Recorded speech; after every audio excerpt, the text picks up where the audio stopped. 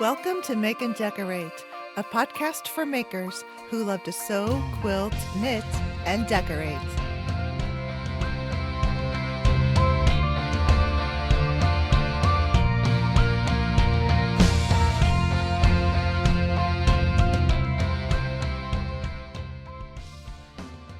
Hello, everybody. I'm Stephanie, your hostess with the mostest when it comes to making and decorating it all. Welcome back. Yes, I am finally back with the second half of season 6 with all brand new episodes. For new listeners, this is a long format show where I present maker topics on sewing, quilting, knitting, gardening, sometimes paper crafts, and decorating for your home. I do a mix of guest and solo episodes. If you have an interest in any or all of those topics, you have come to the right place. On this episode, I have a lovely conversation with my guest, Belle Brunner with Seam Sew Me. We talk about Belle's quilting story, including her fabulous quilt patterns and much, much more. Before we get to that, I have a reminder about my Patreon group, Make and Decorate. The website link is always in the show notes, and it is patreon.com/makeanddecorate. Patreon has recently added a free membership feature available where you can join in chats with me and everyone in the group.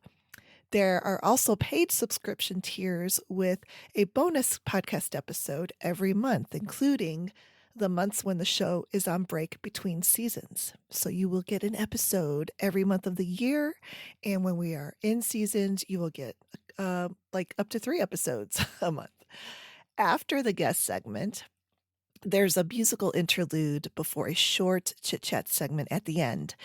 The song is called Never Look Back by KEV. All right, let's listen to my chat with Belle Brunner with Seam Sew Me. My guest today is Belle Brunner. Belle is a quilter, pattern designer, and blogger at Seams Sew Me. She also teaches quilting classes and quilt guild training and is a brand ambassador for Havel Sewing, Oliso, and Daylight Company. And Daylight Company is my favorite light, by the way. So welcome, Belle, and thank you for coming on to my show and chatting with me. Oh, Stephanie, thanks for inviting me. Thanks for having me. I'm thrilled to be here. Yeah, I'm excited to chat with you. And we really just met back in June and at the H&H America show at the Craft Industry Alliance dinner. And I sat right next to you and I had a great time meeting you and finding out everything you do and learning about what you do in our quilting world. So we're going to start with your quilting story, but I want to ask you a little trivia question. There was a dessert at that dinner that you said was the best blank you had ever had in your life. Do you cheesecake. remember what it was? Wasn't it cheesecake? Yes, yeah. It was. It was so funny. Oh my goodness. Just like it was good. I love cheesecake. And what's funny is when I got back from H&H, I started looking for the best cheesecake recipe. And so now I have one that I make. It's a no-bake cheesecake. And I usually make it once a month. Wow. That, like, you got everybody excited about that dessert because you were so convincing.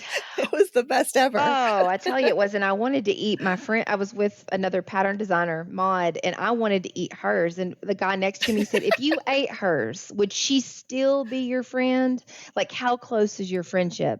I said, yeah, she would still be my friend if I ate hers. Well, that's a good friend right there for sure. Yeah.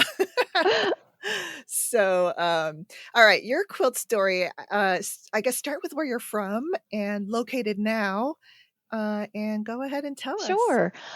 So I am an Arkansas native, but I've lived kind of all over. I'm 48 and I left the state of Arkansas right after college. So I moved to Washington when I was 20. So I lived in the Seattle area, Puget Sound area for a while. And then I lived in Colorado, the Denver area. Then from there, I moved back to Arkansas for a little bit, for about 12 years. But it was the northwest corner of the state. And then I moved to Alabama, so Huntsville, Alabama. I lived there for a bit. And then Springfield, Missouri. And now, as of 4 weeks ago, we have relocated back and will be here all the way through retirement to be close to my dad. So I am in the Oh. Washoe National Forest in Arkansas. So I'm back where I started. Oh, how nice. It's a nice circle. You've lived a lot of places. Is it job related or? Yeah, every time I moved, it was job related with the other work that I've done. I have another business, but I've worked for companies in the same industry for a while, and I just moved around with that, and I loved it. I was one of, I think, my graduating class was about 25 people, and there weren't many of us that left. Maybe about three that left the area, possibly three or four Mm, that left the state. hmm. Wow, that's good. But it's just exciting because you had the opportunity to live in so many different places and climates and I did. people. I enjoy people and I Hmm. enjoy variety. Everybody's got a story and a background. Um, I love different foods and trying those out. And, sometimes in some rural parts of the South, you can get sheltered. And my grandmother started me at an early age of about 5 traveling. So it's Hmm. always really been in my blood to travel and experience other people and cultures. And so I was really excited to do that and have got Mm. to do so for 48 years. And so Yeah, it's time to come back nice. home and be closer to my dad, help run an Airbnb Yeah. that we've kind of built together. So um, Oh, yeah, so that's where nice. I'm at now. I'm Very just nice. recovering from the Oh, move. this is where you just moved to from Yes, so where you were before. right, Okay. we downsized as far as the home. We're now on 3 acres in rural Arkansas, and the Hmm. house is smaller, but we needed offices, right? Because we had a larger home and I had my own office. My husband had his own office there, and then we had our Hmm. bedrooms. And so it was difficult to find what we needed here in this rural part of the country. So found a Hmm. place, smaller house, but it had two outbuildings. So currently you're seeing my studio. It is a former RV garage. And my father converted it for my studio slash office. And then the other building that was a workshop is now my husband's office. So we kind of have a better work life balance, work life rhythm, that Hmm. everything's not happening in the house. Right. Yeah. Yeah, that's really a nice, yeah, definitely a nice setup layout that you guys have for your work and living. And 3 acres, I just can't even imagine it because, I'm in this city, a city just outside of a city of Chicago. Chicago's like Oh, Chicago's a mile away, but we're still like considered city with the one way streets and all the street parking. But I mean, the neighbors are like right there and right there. yeah, So you can't yeah, see it's our so neighbors. different. Yeah, our house is a partial underground house, and so you can't Yeah, see.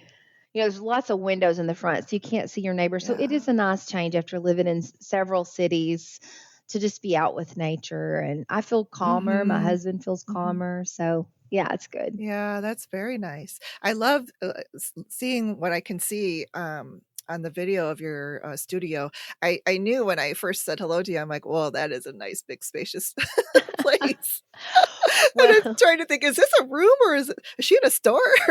Well, it's a former large, it's 700 square feet. It was an RV garage that was not finished on the inside. So insulation was put on, the heat and air unit, lighting, more plugins for my machines, and then the floors were painted because they were just basic concrete. So, Oh, that's nice. but I have to It- say, I did not get all of this put together by myself. I flew in a friend of mine, another designer from Canada, and she spent 4 full days, 6 days altogether if you count travel days. And we worked about 10-hour days for those 4 days. She helped me unpack and literally get all this set up so I could get back to work. yeah, it's really cozy. And I love that you have one of your quilts on the wall behind you, which we're going to talk about. So let's continue on with your story about when you started quilting, because it's not been that long, I don't think. 3 years. And what? 3 years. Yes, and why? It's Yeah. So really amazing. I'm a beginner pandemic quilter. So it came about because of the pandemic. I had never quilted before. I had taken a home economics class and learned how to use a sewing machine back Mhm. 30 something years ago in high school. My mother did sew garments. She sewed beautiful suits and dresses and all. But and she made a few things for me, but she never taught me how to Mhm. sew. My grandmother on my dad's side, so my dad's mother, she was a quilter, but she lived about an hour away, and we usually only got to see her in the summers. And when we would go visit, she would put up all that stuff. So she would spend quality time with us, but Oh, I see. Yeah. she never taught me. So I remember Mhm. seeing her buttons, which if you look back there in the back, those are her button tins. I would play in that, when I was little. Oh, yeah. And then she had a big hoop on the back covered porch that she would quilt, but I never got to see her do it, and she never showed Mm. me. Mm. So when the pandemic hit, a lot of work that I do, I have another business as a trainer and consultant working with various nonprofits, and also do a lot of leadership training and strategic planning, and work with teams and businesses to help them get along and communicate well. Hmm. All of that was virtual. And I was about to lose my mind. I needed a hobby. And Mm. we had a little sewing machine in the corner that I had bought for my little bonus daughter. She's my stepdaughter, but she was a little too young to learn how to use it. She did not want to learn to use it properly. And so we're like, okay, it's just going to have to sit here Mhm. till you're ready to learn to use it, not hurt yourself or the machine. Mhm. And so I thought, well, now I'll make something. And then I was like, well, what am I going to make? I don't even remember completely how to thread the machine. It had been so long. So I got on YouTube and I thought, what about a quilt? My grandmother made quilts. How hard could that be? And found Melanie K. Ham, and I learned Mm. what the Mhm. construction of a quilt was. And then from there, I found Melanie Traylor of Southern Charm Quilts. And that's really where I learned how to piece and, put quilt tops together and all of that. So it was a hobby. It turned out to be a hobby during that first year of the pandemic. And then I also opened an Etsy shop because I wanted one of my slogan is make lovely things. I love Mhm. using things that are pretty and lovely, and I could not find any pretty quilting pens, like pretty pens to pin with. Mhm. And so I decided I was going to make my own. So I started making my own that were made out of like wooden buttons for the pin heads. And if you dropped them in the carpet, you could easily see them. And so I started selling them, and they started selling pretty well on Etsy. Mhm. And then from there, I started making alphabet and number clips, these jumbo alphabet number clips that I started selling to label your fabric pieces. So that's where it started, was Etsy, while I was still a hobby quilter. And then I came across a pattern writing course, the Quilter's Candy pattern writing course, and thought, I kind of switched patterns around a little bit. I wonder what would be involved with writing my own patterns. And then Mm. it was all uphill from there. Oh, wow. Yeah, that's great. Wow. It's just, and I think this is true for almost everybody, but when you find something that just connects with you and you have a passion for it, it's just that much more exciting, and you just keep going and going and going down the rabbit hole. I couldn't give Um, it up. I mean, there's something that mhm. happens with the dopamine rush. I mean, I really looked Mhm. into the chemical piece of hobbies with something, a hobby that you just really love. And there is a dopamine release with Mhm. it. And so I was still working full time when, Mm. I decided to Mhm. open up this small business. And then eventually it got to be to where I broke away from working for someone else and opened my own business, doing what I've done for years, and then this business too. So I actually have two part-time businesses that Mhm. really make up one, ultimately Yeah, for yeah. income. Hmm. I do too. I freelance interior design, and then do my side of the business. So yeah, I understand that you do a lot of work, but you also have kids too, right? I have one bonus daughter, stepdaughter. She's 12. And Mhm. she goes back and forth. So she's with us once a month now, anywhere from like a 3, 4 day weekend to, spring break, fall break, winter break. We'll have her in the summers. She's not here full time. No. Okay. Yeah, but I mean, it's still another aspect of your life that keeps you Sure. busy, I'm Yeah, sure. absolutely. Yeah, with running your businesses and Yeah. so forth. But Hmm. it's so amazing. And I also watched Melanie Ham and loved her style of teaching and her personality. It was very welcoming and just she broke things down really just so you could absorb them Yeah. and create something. She did. And it Yeah. was so sad when she passed because after I Oh. found her, she got sick maybe 6 months or 7 months after I found her. And then she, wasn't recording anymore. Oh, And she yeah. passed away. It was surprising to me. Yeah. So She's just young. Hmm. so young, and I still haven't been able to watch. It's so sad, but when her husband made that movie for Oh, I I watched want it. to. I just It's I good. just You should know it's watch going to it. be heartbreaking. I really really should Yeah. I do cried. that. I want to. I know. That's why it was too soon when he first put it out, and then since then I think about it or run across it. So she was such a great person, Yeah. And even a though great I don't teacher. personally know her, but a Hmm. lot of people that watched her You feel like you just did. You feel loved like you her. knew her. Uh Yeah, huh. yeah, you do. Yeah. So that's great. I mean, it's amazing how much you've just thrived just after learning a new hobby.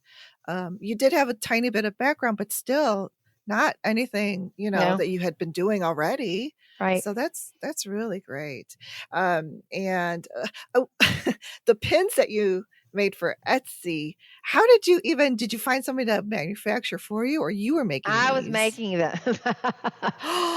I was making it. So this was before I was designing patterns, right? So Mhm. I could do it on the weekends because, I worked at the time was working remotely. We weren't traveling because of COVID. Mm. Mhm. So yeah, I got a little book on how to open up an Etsy shop and basically was making enough money to cover my fabric for my hobby quilting, you know. Oh, that's not bad. No. Yeah, Yeah. it was fun. And then Fantastic. it just grew from Wow. there once I took the pattern writing course and learned all about Mhm. actually what was involved. Mm. Um, it's funny because I thought initially you just buy EQ8, Mhm. design your pattern, and it spits out the directions and everything. And I have to tell you, Stephanie, how heartbroken I was when I printed it out and it's just the graphic Right, right. barely. I'm like, what? Mhm. I paid $250 and I was like, oh boy, I need to take some kind of class and get some education. And so that's what I did. Yeah.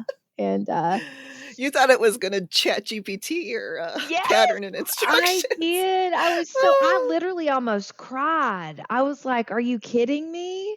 Oh, man. Yeah. But I think it's brilliant that it can calculate the yardage, but Yeah. I don't know how I haven't asked any pattern designers if they really, like, go trust blindly with that or they also figure it out to cross Yeah, check. I do the I would I too. double check it because sometimes it can be Yeah. slightly off. So, I have Yeah. pattern testers and I have a tech editor and they go through and check all that for me to make sure. That's great. Uh, So, let's talk about now you have a website and with your mhm. online shop with your quilt patterns, and you have a nice handful of, quilt patterns already now. Yeah, I have 4 that are in booklet format and they're with all the distributors, all 4 distributors. And then I have a few others that are just PDF only. I Okay. typically am releasing 2 to 3 patterns a year, Mhm. just because I also am now traveling and teaching at guilds and then national shows. So I Mhm. taught for AQS Week this spring. Nice. Next month, I'll be going to Nashville and teaching at the Original Sewing and Quilting Expo. And then I'm so excited I'm going to be teaching at International Quilt Festival in Houston this fall. Oh, wow. That's Yeah. great. What do you can you tell us what you're Yeah, teaching? sure. Okay. It's been what everybody's been wanting and what they've kind of picked me to teach. Or I have a cathedral window, 2 cathedral window patterns, and I use a kind of a modern technique that doesn't involve the old envelope method. And Okay. so nobody's been teaching that. So it's kind of been a hot topic to teach. So that's what I've been doing. And of course that's, what you see in the background. I just think it's a beautiful, classy block. Hmm. And so that's what I've been teaching there. Oh, And so you're teaching your method of cathedral, yeah. your pattern, your Yeah, my cathedral patterns there. Yeah. pattern. Yeah, it's right behind you. It's beautiful. I always love the cathedral quilt because I love curves in a quilt. Um, a lot. Like it's if I'm drawn to applique and double wedding ring, just curves. I really love them in quilts, and that has that too. It's got the curves and the geometric. Yeah, and what's nice about it is it's really kind of a trick because there's no actual curved sewing. The way Mm, it's made, it's all actually square pieces of fabric, but it has to do kind wow. of with the technique of how it's folded. Those frames are folded that makes it look like you've sewn curves, and Oh you haven't yeah. pieced curves, I should say. Okay. Yeah. That is so clever. Very, very Well, I clever. mean, there's actually I've learned since I came out with the first one, there are other people that do it kind of similar. I think I'm the only one that uses glue. I use a Okay. glue to be able to do it. But there's Hmm. several ways that you can. I've learned that people have done it several ways, so it's not 100% Hmm. unique to me. But I don't know of anybody that teaches it exactly with all the steps that I do that way. That makes it where you Okay. can still quilt the Gotcha. quilt, Uh-huh. because if you do a real true all cathedral window method, you cannot quilt the quilt top. Oh, I did not know that. Yeah. So if you do everything all cathedral window, because I could use this method and make it all, but you would have to actually tie it off to quilt it.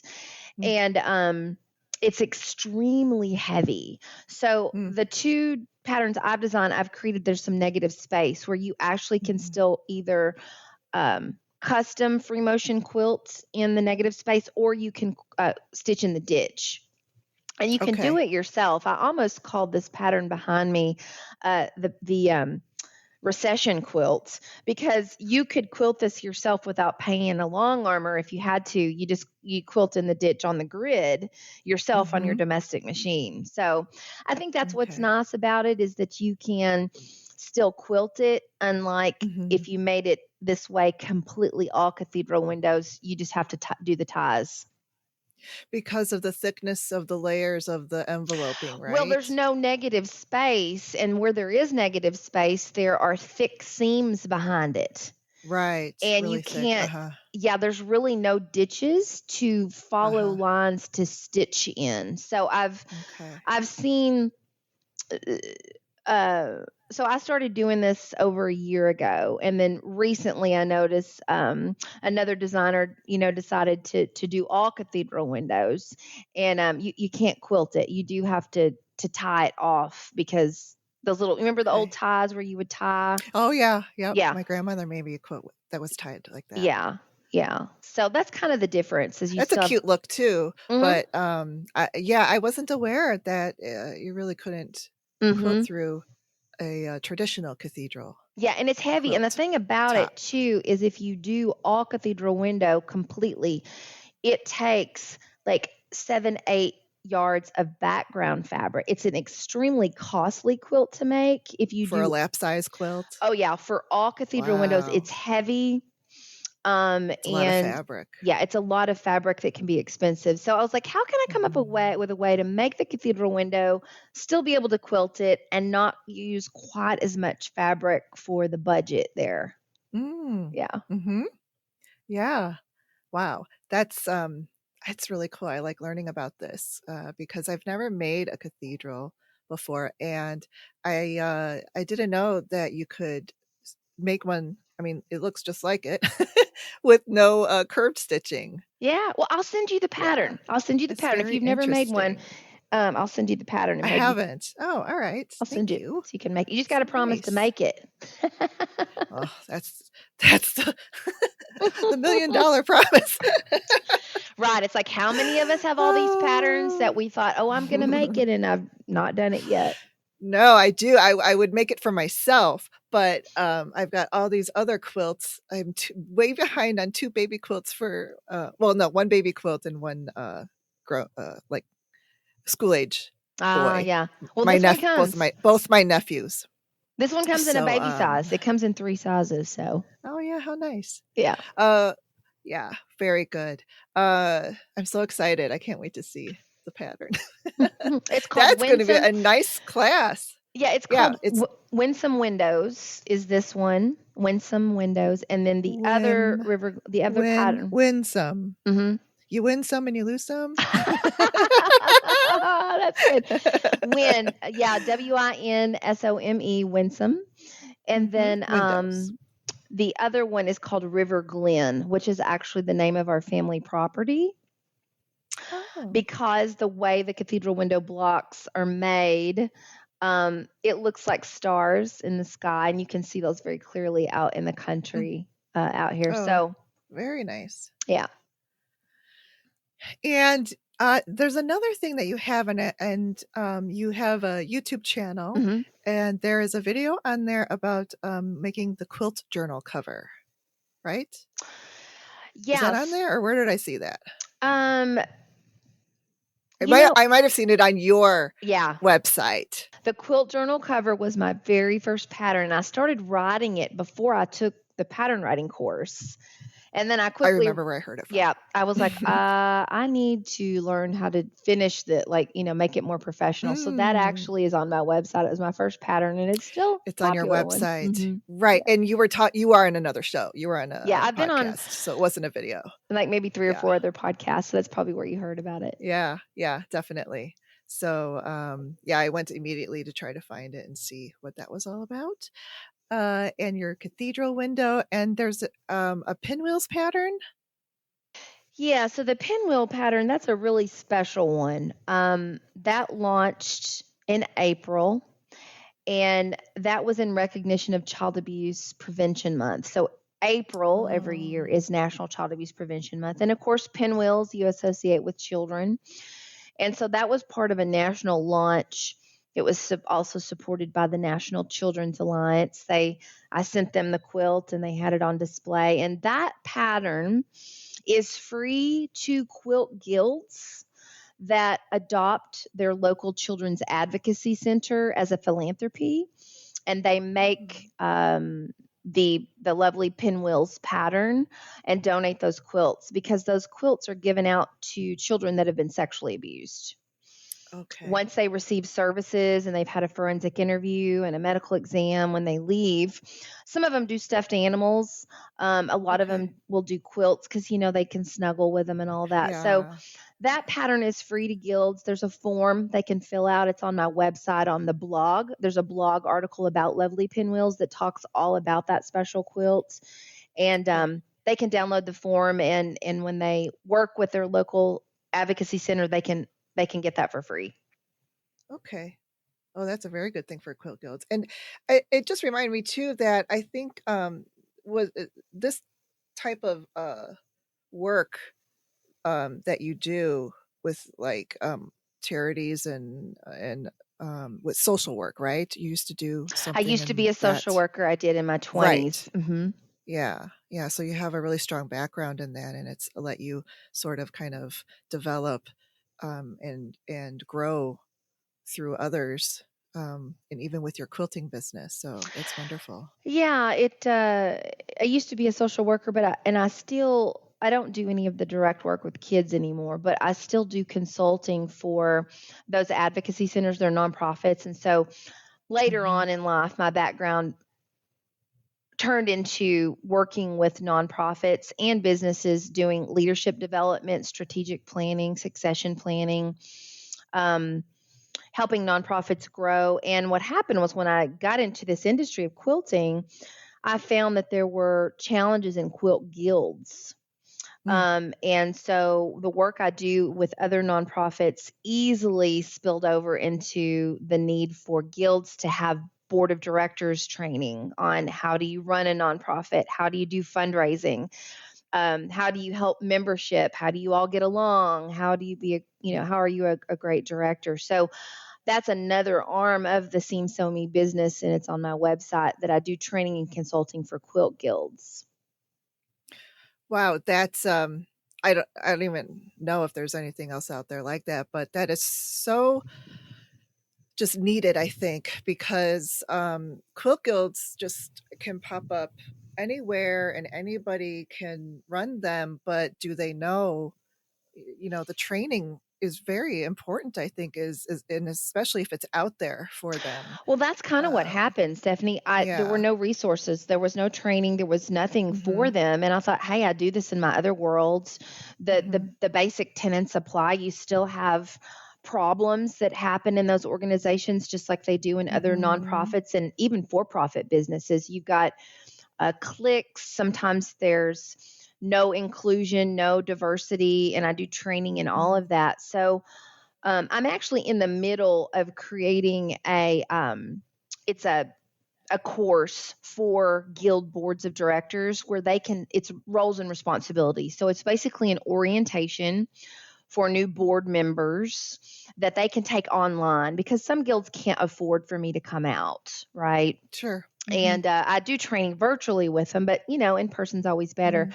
So I'm Yeah. working on a course, a board roles and responsibilities training that'll go live sometime the last quarter of this year that they can just take as individuals, Mhm. and then I'll probably add more topics to that with time, so Mhm. that they can kind of get those resources that they need.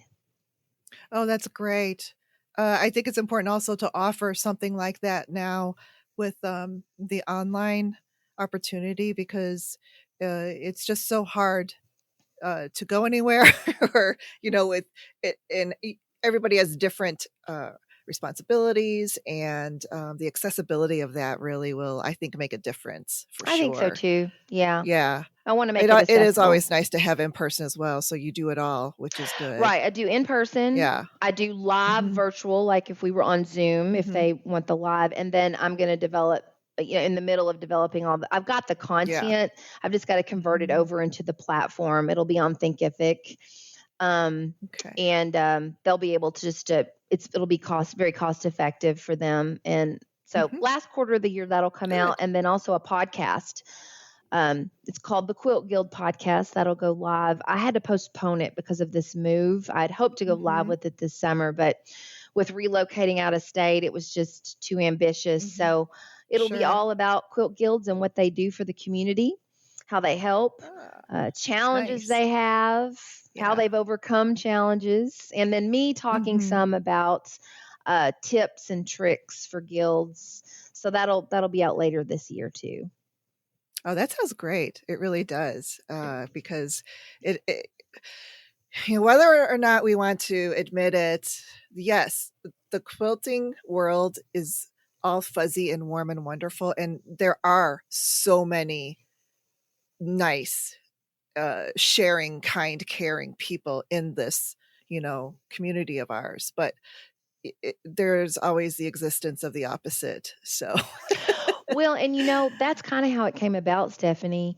I hmm. had these stories. People were telling me stories about how, the quilt police, and they were Hmm. made to feel if they didn't piece or quilt a certain way, and I was just devastated.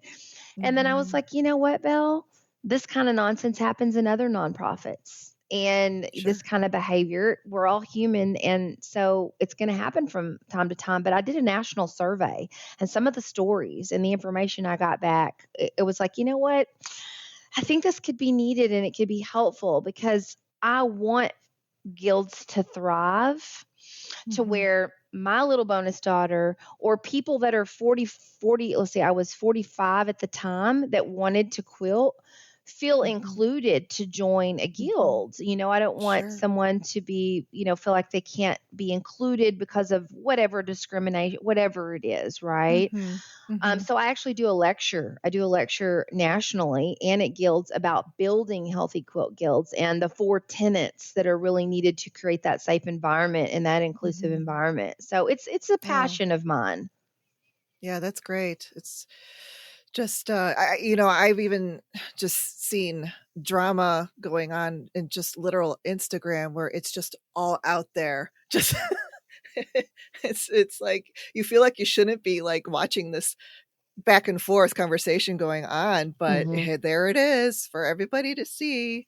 We're And just I trying to just make some quilts, right? It's like yeah, yeah. useless energy that needs doesn't need to be used for that kind of conflict. And Right, let's just right. all get Yeah. along and have harmony and Mhm. spend our time making quilts for philanthropies, right? For Yeah, yeah, people and that need having them and having fun. fun. It Yeah. needs to be fun. Because Mhm. why are you doing why quilting is fun, but it's still like you're doing labor.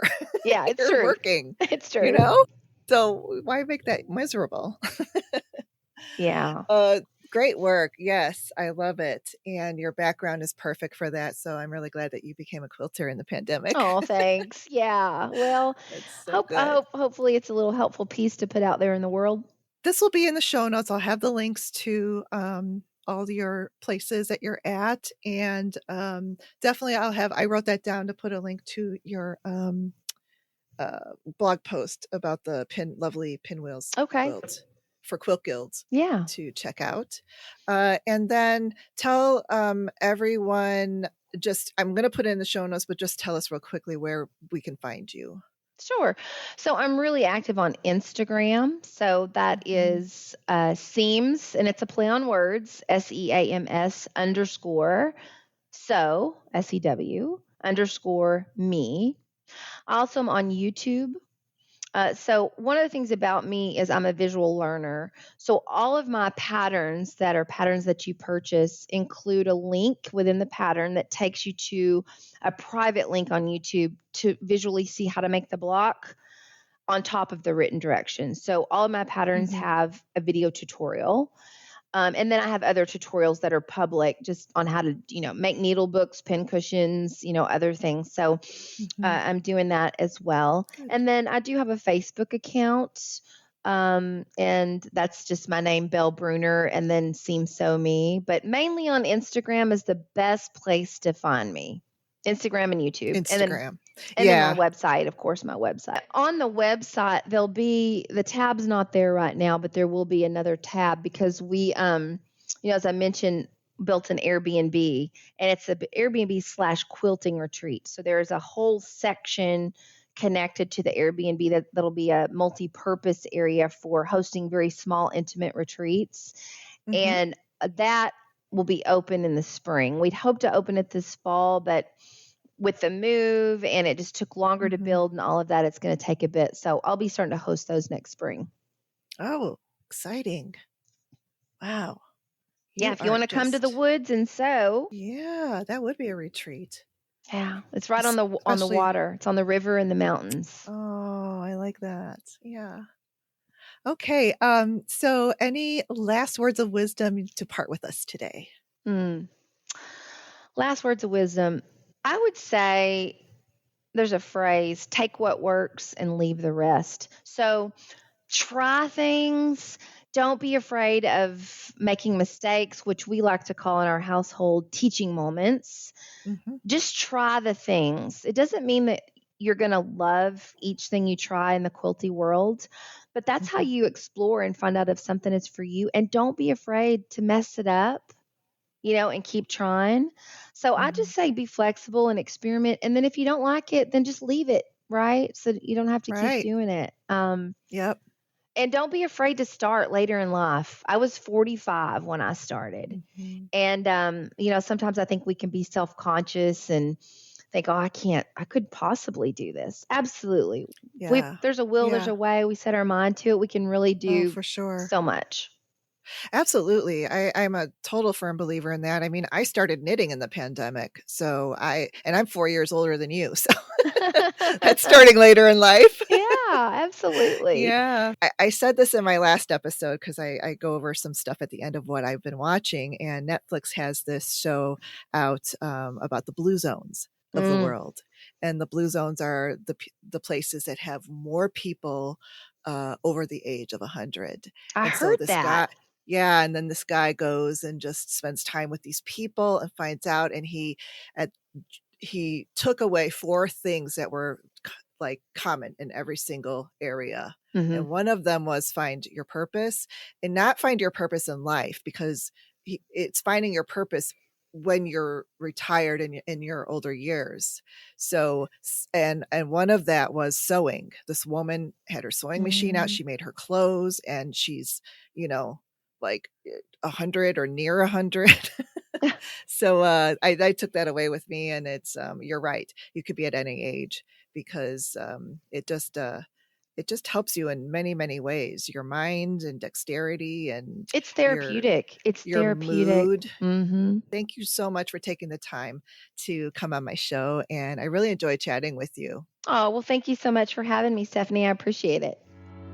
I got another chance to rise above the emptiness. Got a brand new plan, forming like a silhouette. Our eyes are looking up, gonna get what we want. Our time to overcome. The stars align for us. Hearts soaring like a jet plane, crushing and we never look back. Tell them this is our game. We're taking it with all that we have. It'll never be the same. Victory rewriting the past. Hearts soaring like a jet plane, crushing and we never look back.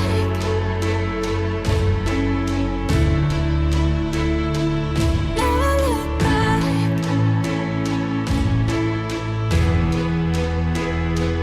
Never look back. Up until the last call, staying until the end, together through it all. Even if we break a bend, our eyes are looking up, gonna get what we want. Our time to overcome. The stars align for us. Hearts soaring like a jet plane, crushing and we never look back. Tell them this is our game. We're taking it with all that we have. It'll never be the same. Victory rewriting the past. Hearts soaring like a jet plane, crushing and we never look back.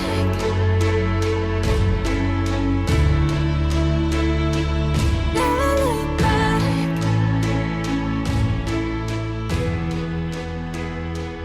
Never look back.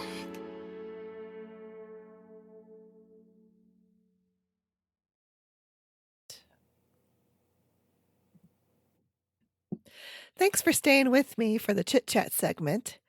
It's been a while since our last Chit Chat, and ironically, I do not have a lot of sewing or quilting updates due to work and commission sewing, but I can tell you that I did complete the embroidered table runner napkins and placemats for a client project in December. And 2 weeks ago, I completed another commission tablecloth project. As far as commission projects go, I have one more very long tablecloth to sew, and back to the braided iris chain king size quilt that paused last fall. To fill you in on these tablecloth projects, the finished sizes of these are 127 inches long by 64 inches wide.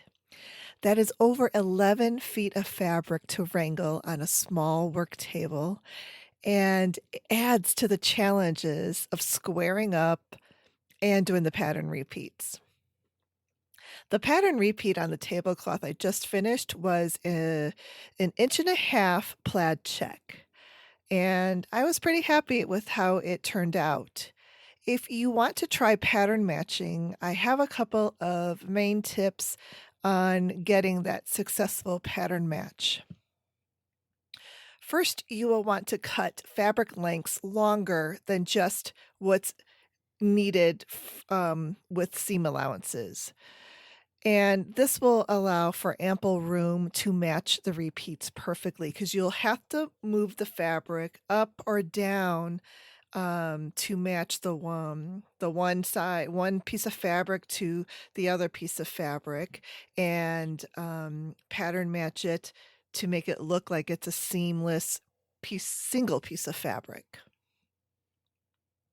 So I would probably cut it maybe 2 pattern repeats at least. In fact, I did more than that because mine was 1.5 inches, but I added at least an additional 12 inches to that cut size, which also includes the seam allowance. And thank goodness I did, because it definitely was needed in some areas, and then the extra just gets squared off when all the pieces are sewn together.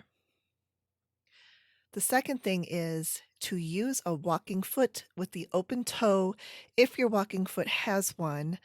Dual feed is not going to be enough. This task really needs the full-on walking foot attachment. Why, you may ask? Because the walking foot will feed the top layer of fabric evenly with the lower layer of fabric through the machine.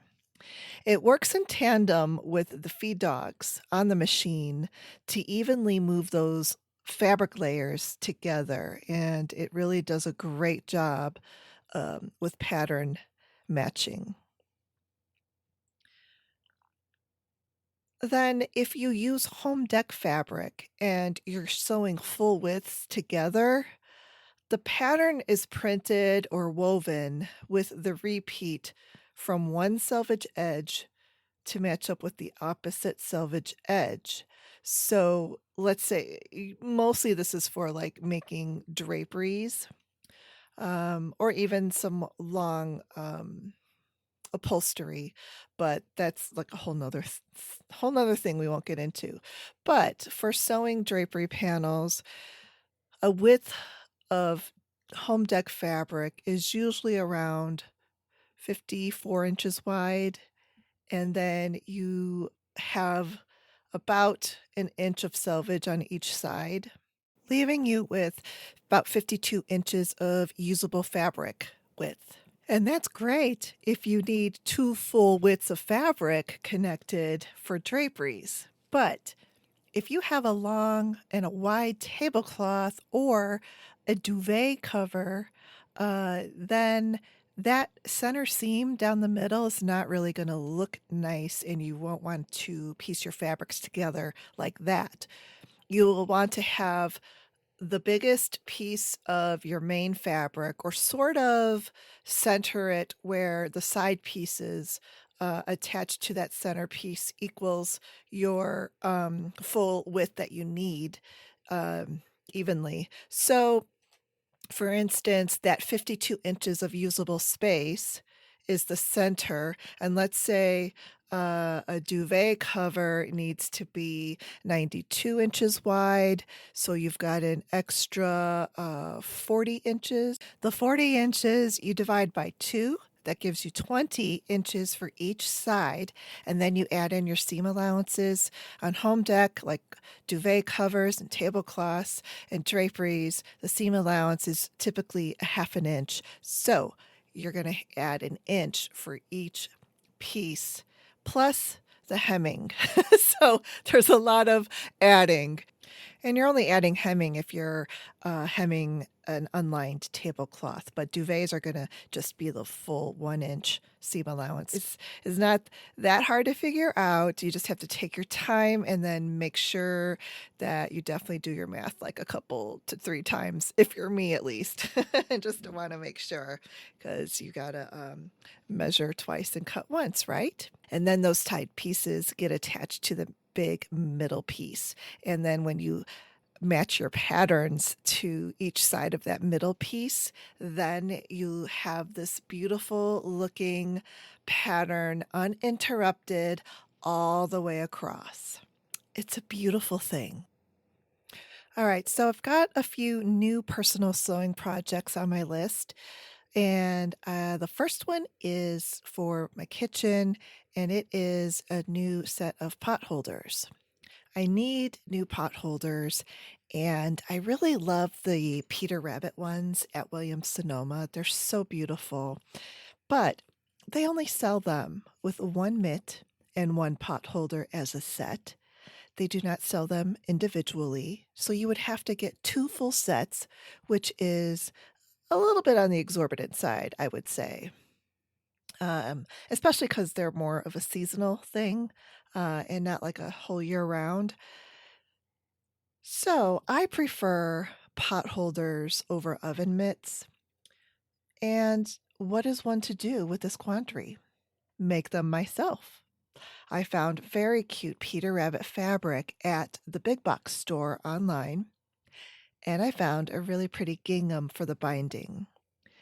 This is a rare case where making them will be less than buying them, which is good too.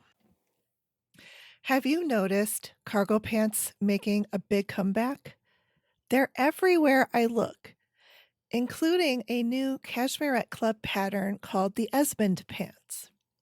These pants are designed for cotton duck fabric, and it has two views, one with different styled pockets and the other different ankle closures. Like one style is elastic and the other one has ties. These pants are really perfect for spring and going into summer, and they are meant to be made with cotton duck fabric. And then the one with the ties, probably, you can use pre-bought twill tape, but I think I'll probably make the ties out of the same fabric if I have enough of it, which is how they show it on the patterned front photograph. Also, I really love the color of the one pair on the cover, which is in like this corally rose color. It's so pretty. And it was just sort of, I guess, like a kismet moment where I actually found almost exactly the same color in a cotton duck fabric online. And it was on a super crazy low clearance price, and I got the last few yards that they had. I mean, how meant to be was that?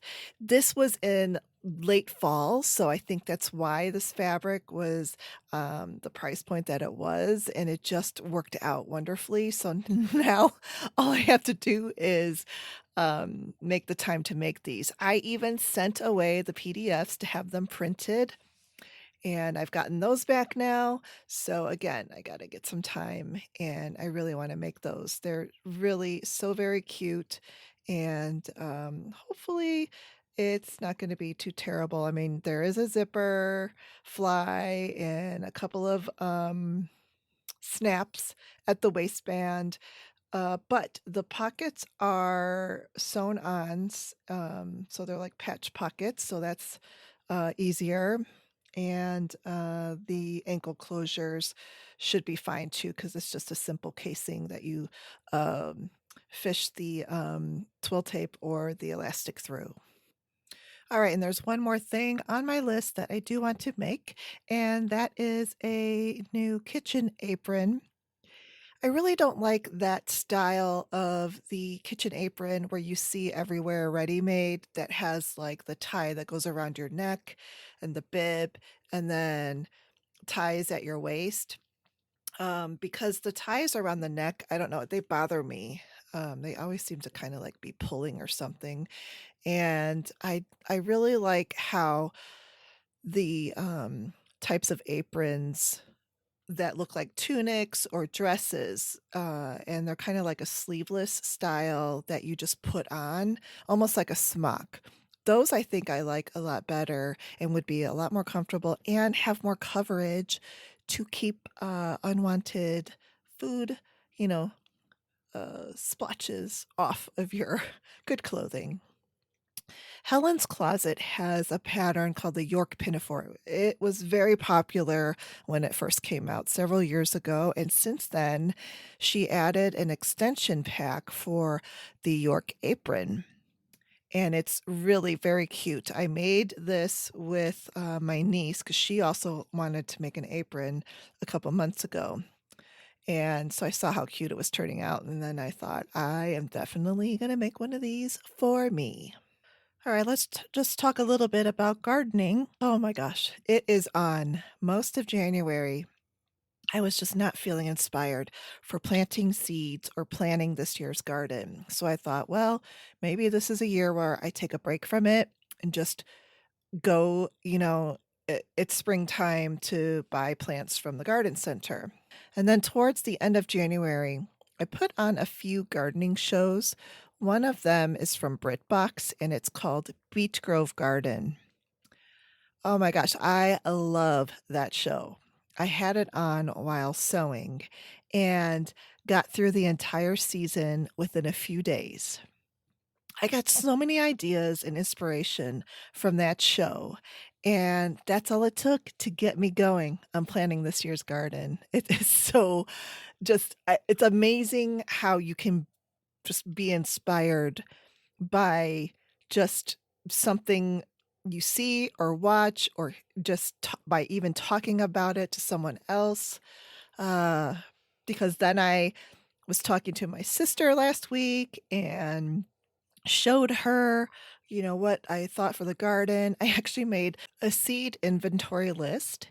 I always like to make lists and I like draw the little circle bullet points. I find some, I don't know, satisfaction in doing my lists that way. I took seed inventory.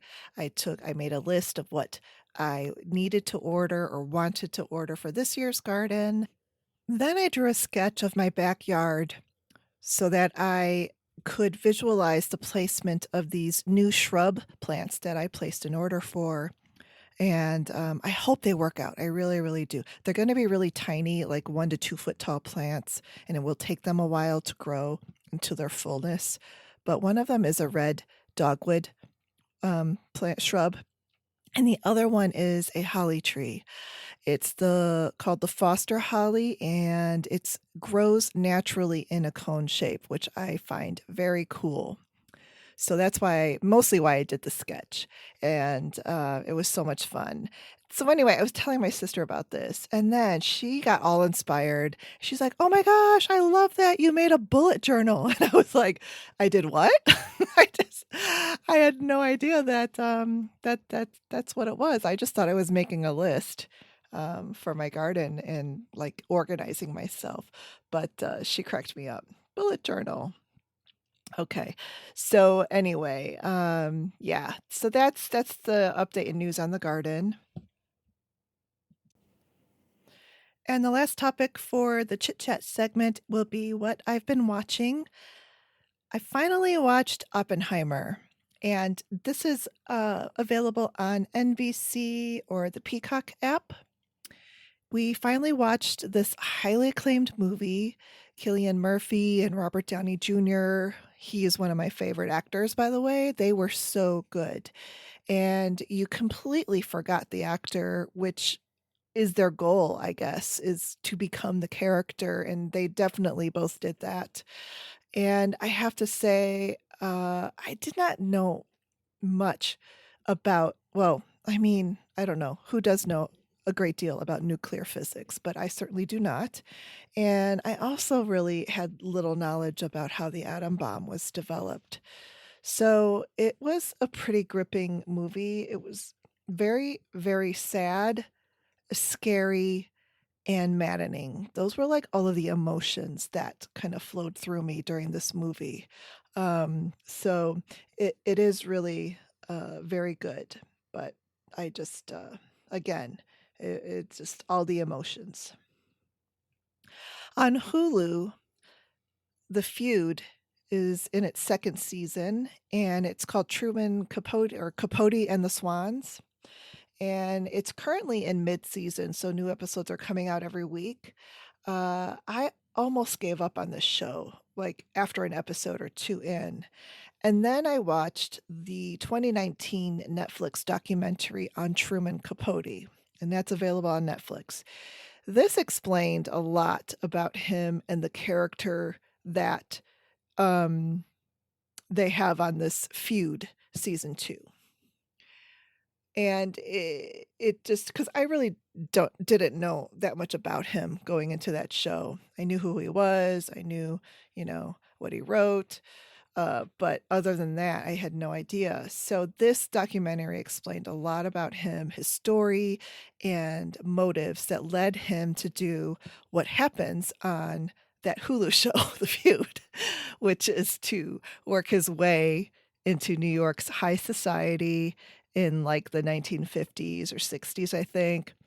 And he gets really close with the inner circle. And then exposes all of their secrets to the world. And I'm not spoiling anything because, I mean, this is, you could see it on the documentary. It's no big secret. On Max, True Detective North Country Season 4 just wrapped up. So I won't say anything more about that because I really don't want to spoil anything on that show. This is the one with Jodie Foster, and it's a pretty good season, I would say. On Apple TV, there's a new show that just started. It's a series, and it's called The New Look. It takes place in the 40s, and it is about Christian Dior, Coco Chanel, Balenciaga, and a few other designers, fashion designers, and how they were at the forefront of modern fashion. And it was all takes place during, those tumultuous years of World War II and Hitler in Europe. So I've watched one episode, maybe two, and I really like it. It's pretty good. So that's on Apple TV. And that will bring us to the end of this episode. Thank you so much for listening. Don't be shy to drop me a DM or an email. Until next time, may your needles be sharp and your threads be endless. Happy making. Bye-bye. If you love the Make and Decorate with Stephanie podcast, check out my Patreon page at patreon.com/makeanddecorate. You'll get a bonus episode every month, even during the months that the show is on hiatus. Thanks for listening, and I will chat with you next time. Bye-bye.